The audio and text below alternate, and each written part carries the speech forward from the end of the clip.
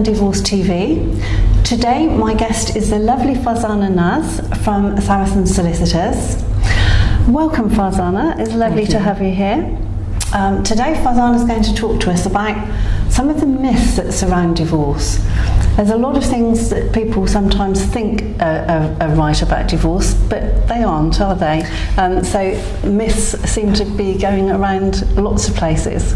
Yeah, that's true. And one of the main myths that I come across is when clients come to me, they automatically think they're going to get 50% of their spouse's assets. Okay. I mean, the starting off point when couples are negotiating as to what should happen and how assets should be divided is 50-50. Right. But it's not necessarily the case that if the matter were to go to court, that they would automatically get 50% of the spouse's assets. There's a number of things that the courts will take into account when deciding how assets should be divided. For example, they will look to see what the earning capacity of both parties is. Right. So by that I mean how much longer can each party continue to work for. They will look up things like housing needs of the parties, so where are they going to live once the divorce takes place, where the children are going to live. They will also look at what financial contributions the parties have made during the marriage, the health positions of the parties, has there been any bad conduct in terms of behaviour. So there's a number of factors that they would take into account, and then they would decide how assets should be divided. When you're talking about bad conduct behaviour, a lot of people I've heard say that conduct actually isn't taken into account anymore. It's rarely taken into account. It can be, okay, but it's rarely done. Okay, and what type of conduct would we be looking at if the court were to take it into account? It could be, for example, serious domestic abuse that's taken place, or hiding of assets. Hiding assets, that's a big one, isn't it? Sometimes people do that. Okay, so although the start-off point is 50%, it really does depend a lot on what people can earn, or really, I guess you're looking at what's going to happen, once the parties split, where they're going to live, who the children are going to live with, and whether they're able to continue in the jobs that they're already doing, because maybe if the family splits, there's not the care for the children anymore. If a wife works and the husband looks after the children during the evening, it might be she has to get another job or think about something different. That's true. And also, if the property, the matrimony home is going to be sold, there might not be enough equity to house both parties. Right. So the court is going to have to then decide, is it, should the children be living there with one parent, and should it be sold at a later stage? So it's really the needs of both parties that's taken into consideration, and that's one of the main things that they will take into account, and then decide how the assets should be divided. Okay, but behaviour isn't, unless it's really serious behaviour of a domestic kind, or financially hiding assets and things. Yeah, it's rarely taken into account, but it can be by the courts. So tell me some of the other myths that you've come across. Some of the other myths are, for example, some clients seem to think that if they don't sign or don't agree to a divorce, that their spouse can't get divorced. So that's not true. I mean, if you base the divorce, for example, on unreasonable behaviour, if your spouse doesn't then sign the petition to say that he's going to consent or she's going to consent, then you can still obtain a divorce. It would just mean that it would take longer, and you may have to make additional applications to get the divorce done, but it can be done. And so there are other hoops to go through then, if that's the situation. So you can't actually stop somebody divorcing you. If they want to divorce you, if they're determined to divorce you, you can't actually stop them, providing they go through the appropriate process accurately. The only way that you can probably stop them is, for example, if you've based the divorce on 2 year separation, then you do need your spouse's consent to base it on there. But if you base it, like I said, on unreasonable behaviour, then you don't have that bar, so you can basically still get the divorce done. So it's important that you do get advice from a solicitor when you decide on which fact to actually base the divorce on, because it's very important. Because if you're stuck on 2 year separation, then it means you have to amend the the petition and base it on then unreasonable behaviour, which means it will cost you more money and it will take a lot longer. Right, so it's better really to come and have a chat with you first of all and decide which fact to base the petition on before you actually start it off, because I know a lot of people try and do the paperwork themselves nowadays, not always successfully, because they don't, the documents, I've known a couple of clients of mine who've had documents returned by the court because they haven't been completed properly. But even more importantly, if they're relying on unreasonable behaviour now, I guess they have to be very careful that the behaviour meets the criteria in light of various cases that have come to light in the UK. Yeah, that's absolutely true. It's very important that they do go and seek advice from a solicitor first.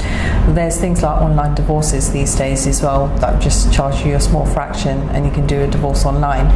But again, I've had clients that would come to me once they've started the online divorce process and they got stuck because paperwork has been returned to them, and then they actually need help, and then they end up spending a lot more money than if they went to a solicitor in the first place. Sure. I mean, I had a client myself with the process that I was able to help her with, because as you know, I was a family lawyer myself many years ago, and I think it is really important that people, although they like to think they're saving money, actually they're probably not in the end, because it's just stressing them out. They're probably losing sleep over it, whereas if somebody comes to see you and hands everything over to you, you're looking after them and helping them get through.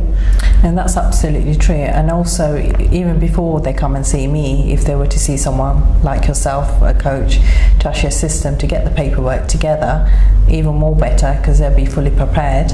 And again, things can move on swiftly and things can be done much quicker. Sure, that's a really good point. And there's another myth about the petition, isn't there? While we're talking about, where we've gone on to talk about the divorce petition itself, the fact 5 years separation. People seem to think that they can just get a divorce automatically after 5 years and they don't have to worry about contacting the other party.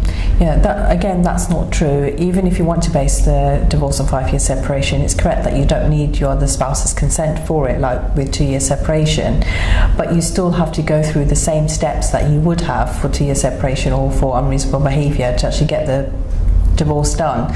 So you still have to file for a divorce, complete the divorce petition, send it off to the court, let it be issued, and then undertake the rest of the steps. Right, and some people who've got a 5 year separation may not even know where their spouse is. Yeah, that's true. We've had clients like that don't know where the spouse is, but then we can actually assist them because we can hire tracing agents on their behalf to actually assist them to locate the addresses of their spouses. Because the spouse has to be served with the petition, don't they, in those circumstances? Yes, they need to be notified of the proceedings. Unless they're not available, and then there's steps taken through the court, isn't it? If you can't find the other party, then you can base a divorce on what we call desertion, right? On that fact. But initially, you still have to make attempts to show that you tried to locate your spouse, right? And there's quite a few ways of doing that, isn't there, that need to be done to satisfy the court.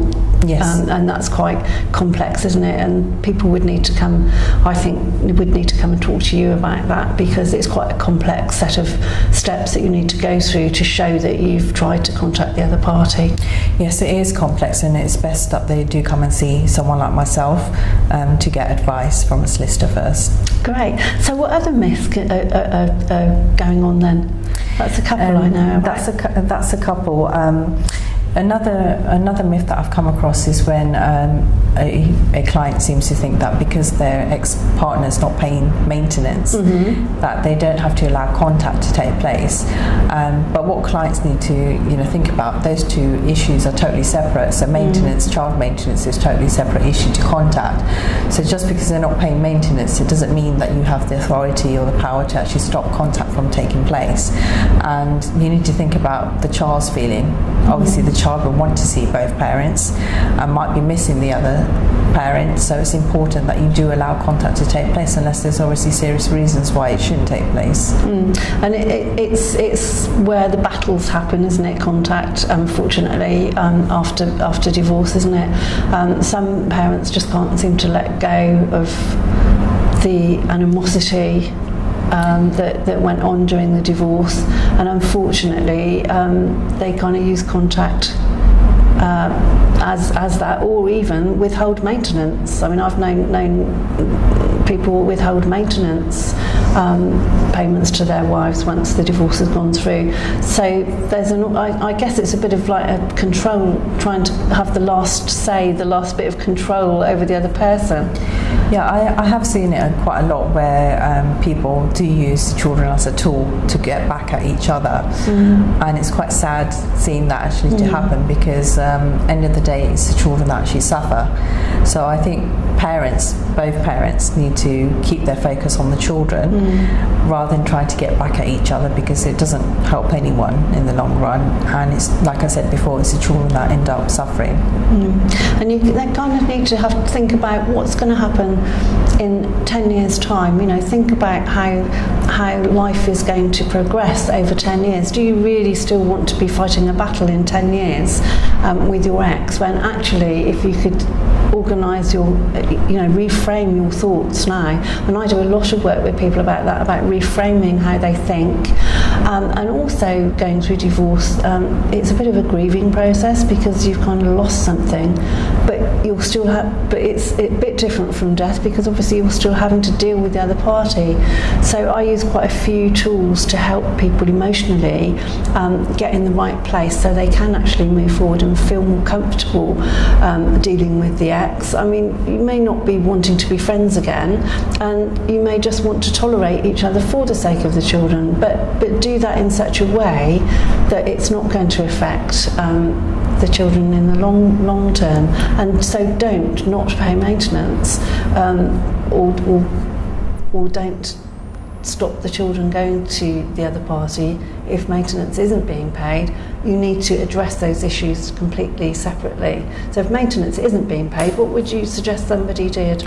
Well, if maintenance isn't being paid, they've got the option of going to the child maintenance service and making an application directly with them, and then they will actually assess how much the other spouse, the parent, needs to actually pay in terms of child maintenance. So that's one of the issues. Or again, come and see a solicitor, and they can actually advise in terms of what other steps can be undertaken. Because there is something that you can have.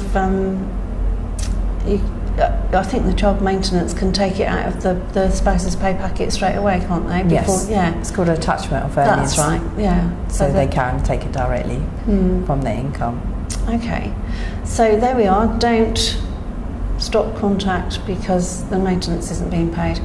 Okay. Another thing that comes to light is when a client will say to me that I've purchased a property, and why should my spouse get a share of that property? That's not a matrimonial asset. Okay. So again, that's another myth. So unfortunately, when marriages break down, there might not be enough to divide between the parties. For example, like I was explaining earlier, if the housing needs of the parties are important, so if there's not enough equity in a property to rehouse both of the parties, sometimes an asset that's brought prior to marriage may be taken into consideration, and that might be divided during the course of the financial proceedings within the divorce.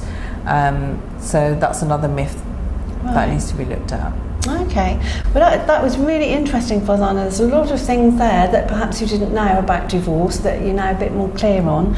And if you'd like to know further information, do get in touch with Farzana, whose details will appear at the end of the video. And thank you so much for coming along today, Farzana. It's been lovely to have you. Thank you. Thank you.